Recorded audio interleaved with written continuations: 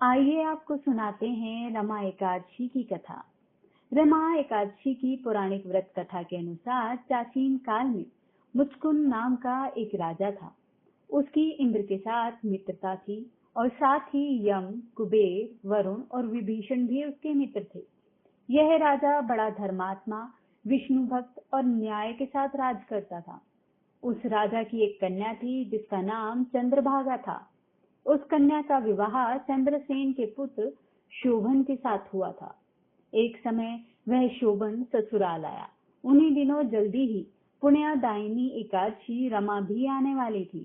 जब व्रत का दिन समीप आ गया तो चंद्रभागा के मन में अत्यंत सोच उत्पन्न हुआ कि मेरे पति अत्यंत दुर्लभ हैं और मेरे पिता की आज्ञा अति कठोर है।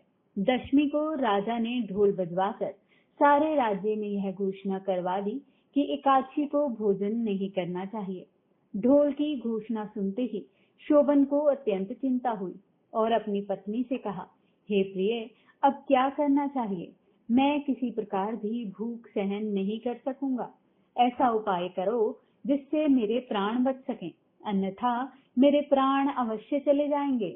चंद्रभागा कहने लगी कि हे स्वामी, मेरे पिता के राज्य में एकादशी के दिन कोई भी भोजन नहीं करता। हाथी, घोड़ा, ऊंट, बिल्ली, गो आदि भी तृण, अन्न, जल आदि ग्रहण नहीं कर सकते। फिर मनुष्य का तो कहना ही क्या। यदि आप भोजन करना चाहते हैं तो किसी दूसरे स्थान पर चले जाइए, क्योंकि यदि आप यहीं रहना चाहते हैं तो आपको अवश्य व्रत का पालन करना पड़ेगा। ऐसा सुनकर शोभन कहने लगा कि हे प्रिय, मैं अवश्य व्रत करूंगा, जो भाग्य में होगा वह देखा जाएगा। इस प्रकार विचार कर शोभन ने व्रत रख लिया और वह भूख व प्यास से अत्यंत पीड़ित होने लगा। जब सूर्य नारायण अस्त हो गए तो रात्रि को जागरण का समय आया, जो वैष्णवों को अत्यंत हर्ष देने वाला था, परंतु शोभन के लिए अत्यंत दुखदायी हुआ। प्रातःकाल होते शोभन के प्राण निकल गए। तब राजा ने सुगंधित काष्ठ से उसका दाह संस्कार करवाया, परंतु चंद्रभागा ने अपने पिता की आज्ञा से अपने शरीर को दग्ध नहीं किया और शोभन की अंत्येष्टि क्रिया के बाद अपने पिता के घर में ही रहने लगी। रमा एकादशी के प्रभाव से शोभन को मंदराचल पर्वत पर धन धान्य से युक्त तथा शत्रुओं से रहित एक सुंदर देवपुर प्राप्त हुआ।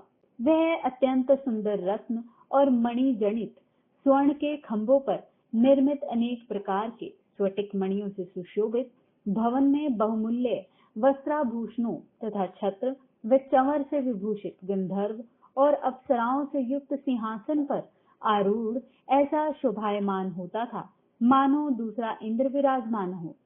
एक समय मुचुकुंद नगर में रहने वाले एक सोम शर्मा नामक ब्राह्मण तीर्थ यात्रा करते हुए घूमते घूमते उधर जा निकले। उसने शोभन को पहचान कर कहा कि यह तो राजा का जमाई शोभन है। उसके निकट गया। शोभन भी उसे पहचान कर अपने आसन से उठकर उसके पास आया और प्रणाम आदि करके कुशल प्रसन्न किया।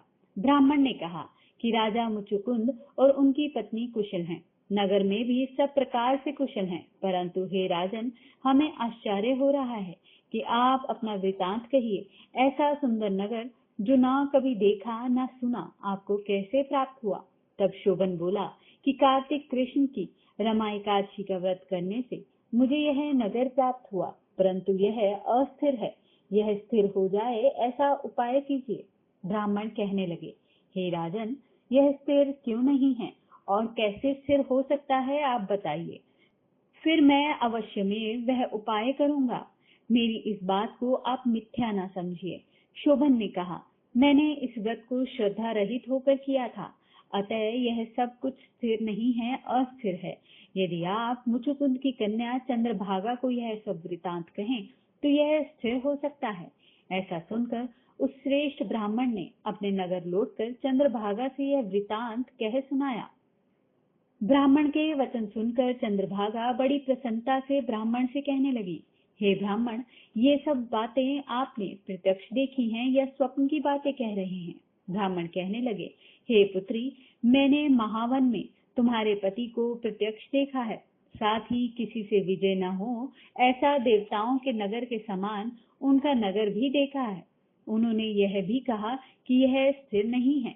जिस प्रकार वह स्थिर रह सके सो उपाय करना चाहिए। चंद्रभागा कहने लगी, हे विप्र, तुम मुझे वहां ले चलो। मुझे पतिदेव के दर्शन की तीव्र लालसा है।